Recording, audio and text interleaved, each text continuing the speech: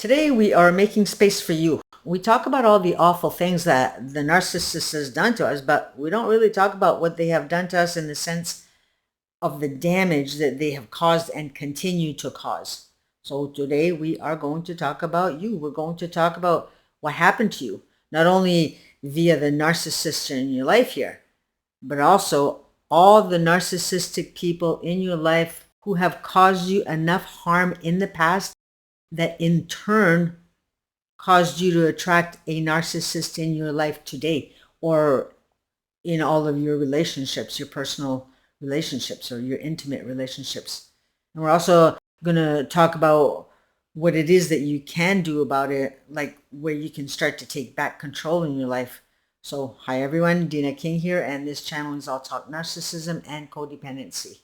And we also talk about things that we can implement in our lives to begin getting some sanity and hope back into our lives. So stay tuned. And again, I do ask for your support here. Any likes or comments or subscriptions lets the algorithms know that I exist so that I can continue with this channel. Right now, they're not showing my channel on the homepage. They're leaving all that space for AI right now. So kind of important. And thank you. Not easy being on YouTube. So with much gratitude, we begin. So we come into this world with everything that we need for our journey. I personally believe that we choose what lessons that we need to learn, hence choosing the experience. I'm talking about before coming into this life here. However, I believe that we often miss the mark and not get to learn these lessons. My mother, for example, again, I believe here, didn't learn her lessons in life. She didn't heed to what life was trying to show her. My father was just awful to her. I remember the way that he used to roll his eyes every time she tried to say anything. He made her feel stupid. And the only time that he ever paid attention to her was when she was wearing a mini skirt. So she wore them because that way she could get some form of love, which isn't love at all, but attention, acknowledgement. She was starving to be seen. He never asked her how her day went or compliment her meals, but she spent day after day making the house so presentable that you could eat off the floors. Dinner was always ready, and it was never sandwiches or hot dogs. She took care of her children. She made so much of our clothes, and she listened patiently upon our arrival from school to our day's events. She was a good person. But regardless of her efforts, she never measured up. She was never good enough for him. He chose other women here and there to satisfy his cravings, his selfish cravings, and then he blamed her for his behavior. It was because of her that he felt so alone. But in this, it was she that was alone. So night after night of his being a no-show after she had worked all day to create the perfect home for him to come home to left her feeling so disappointed and discouraged. Plus, to make matters worse, he had a vehicle. She was stuck at home. And in her hunger and her desperation, she started acting out to gain attention. She would act ill when really she was just completely depressed. And of course, when depression hits, you don't feel well. So in a sense, she wasn't lying. She wasn't feeling well. But she also did other things for attention that, out of respect for her, I'm not going to discuss. However, none of this was the real her. This was someone screaming for help and screaming loud, but it went unheard. Eventually, she turned to pills, which back then was the new solution to any type of nervous breakdown. The pills made her feel better for a time, but the need for more soon appeared, and then higher dosages were needed. And eventually, we lost her. Not in the death of the body, but in the death of the self. By the time that the last 2 children were born, she had checked out. She was gone. The last 2 siblings, they got the worst of the traumas from her because she was now completely checked out. And unfortunately, she never did wake up to the fact that she needed to heal, as she died still blaming her husband for her unfortunate circumstances. And of course, in many ways, he was to blame, but she didn't see. And back then, narcissism wasn't a known subject like it is today. She didn't know what was happening to her. She was too busy feeling fear. Victims of abuse no longer trust themselves. They were told over and over and over again that they didn't know what they were doing, or they didn't know what they were talking about. And that's programming. That's heavy, heavy programming, because they're yelling at them and they're using their emotional states. So you've been programmed. Victims of narcissistic abuse never feel safe. And again, it's due to programming, whether that's due to a parent walking out young or the partner threatening to leave every time that the narcissist doesn't get their way. They're afraid when the narcissist is about to come home. Their stress levels are through the roof, not knowing what the mood is going to be.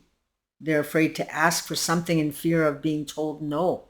They're afraid to stand up to their partners in fear of being attacked with horrific name calling and days of silent treatment. They are seriously afraid of making decisions for themselves in fear that the narcissist is going to jump down their throats, because that's what they do. They're afraid about talking about their feelings because that's going to end up in gaslighting sessions or circular conversations. The victim might want to make changes in the house, for example, such as move the furniture around or paint a new wall, even if it's the same color. And even though the narcissist never uses that room, somehow it's a problem for them. They know that it would make you happy to have this new change in your house, and that's why they take it away from you. That's why they cause fights around it. They want you miserable. They don't want you happy. But in all of this, no matter what, the victim still thinks that everything is their responsibility. They didn't communicate things right. They should have waited for a better time to ask. They shouldn't have used that word. They should have explained it better. They shouldn't have been more than human. The belief is that they have no control over the situation. The belief is that life is for everyone else, but they can't get what they want. They believe that they have to be perfect in order to be acceptable or loved. They believe that they have to work harder than everybody else. The perfect home, the perfect meals. So the belief in their subconscious mind is that they are powerless, and that just could not be further from the truth. But belief is powerful. There's this story that I'm not 100% sure how it goes, but it goes something like this. An inmate is offered freedom if he's willing to do this test, and so he agrees. The test is that he gets this cut and he sees how much blood that he can lose without passing out. So they do this, a minor cut on his leg, and they shut the lights off. And of course he's locked in. So during the night, they keep this sound going of dripping liquid, where he believes that he's losing his blood. And the next day, they found him dead in his cell. That's how powerful the mind is. He didn't bleed to death. It was just a minor cut. It was nothing. Probably all dried up by then. Victims of narcissistic abuse walk around in life feeling shame without even knowing what it is that they're supposed to be ashamed of. And that's because growing up, they were made to feel that they were never up to par, whether they were never seen or the caregiver was always on their backs. Both situations told them that they weren't enough or worthy of anyone's time, unless, of course, they did something to accommodate the caregiver. So now, once that worked, it was a no-brainer to continue down the road of sacrifice to others in exchange for attention. So now, in order to survive, they learn to make the needs of everyone else forefront. Victims of abuse often feel as though they have no place in the world. There's no place that they can really call home. They feel as though they don't belong. They look around at the lives of others on how they're living, and they don't match. The friends seem to be in normal relationships. They listen to their stories or read things on social media about all the adventures that their friends experienced over the weekends. Meanwhile, the weekend for them was the same old song and dance. Nothing special, because they spent their weekend either being ignored or being put through the blender of chaos. These experiences all turn into the thoughts that you have, of course, but those thoughts can be changed. And when they get changed, the experience can also change. We have to stop agreeing with what toxic people have been saying to us. Don't let them program you anymore. That's how you win. We have to start treating ourselves better. And that starts with words and thoughts. Thoughts such as, I did the best I could, and I can learn to trust myself. I am willing to change. That's a huge one. I am capable. I deserve.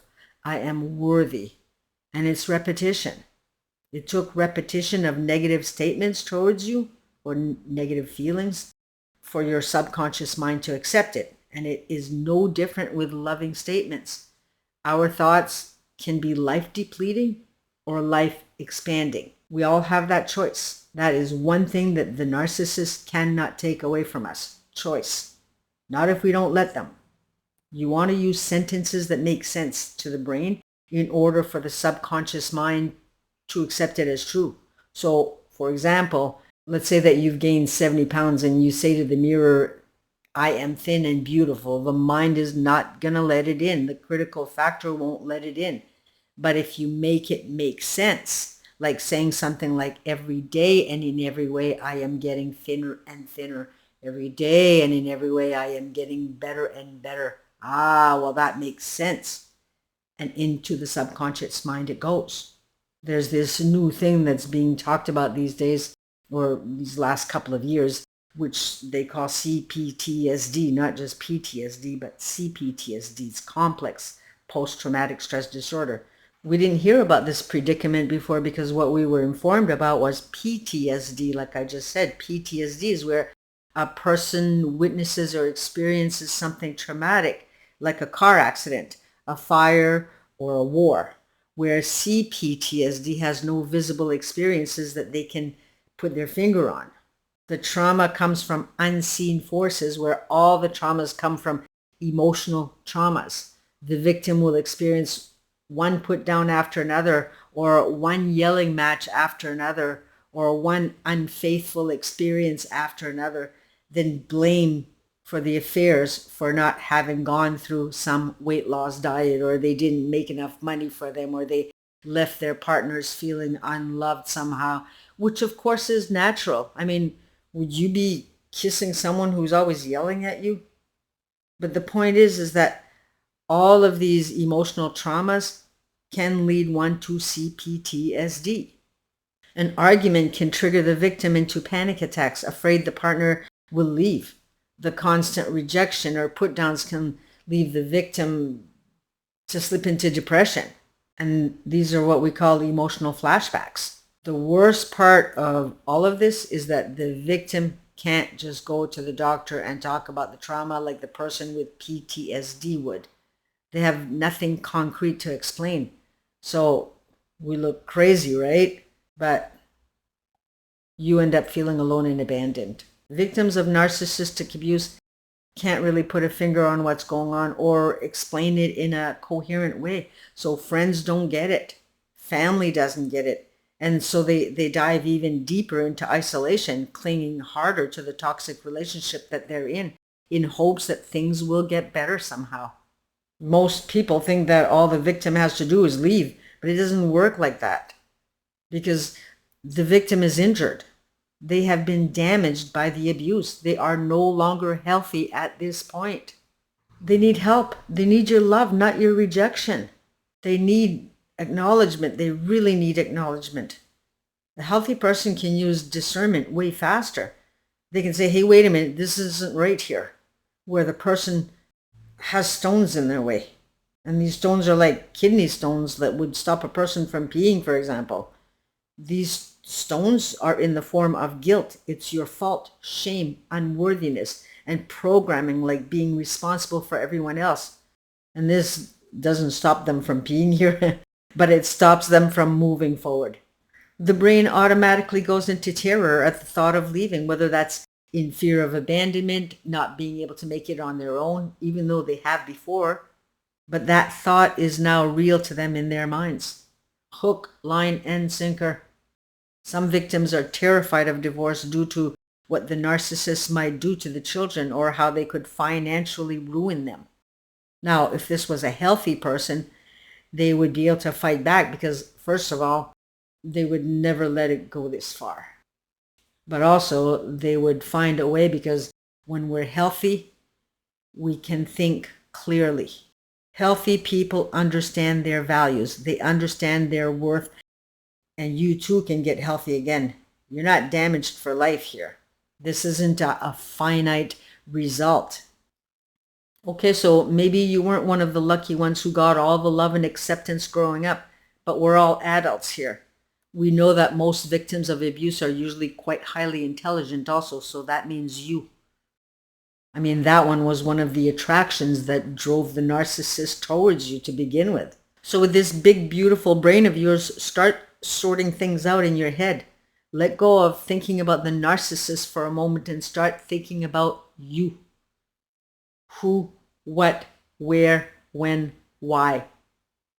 Why are you afraid? What are you afraid of? When else did you feel this fear that you felt with the narcissist in your life? What did this do to you?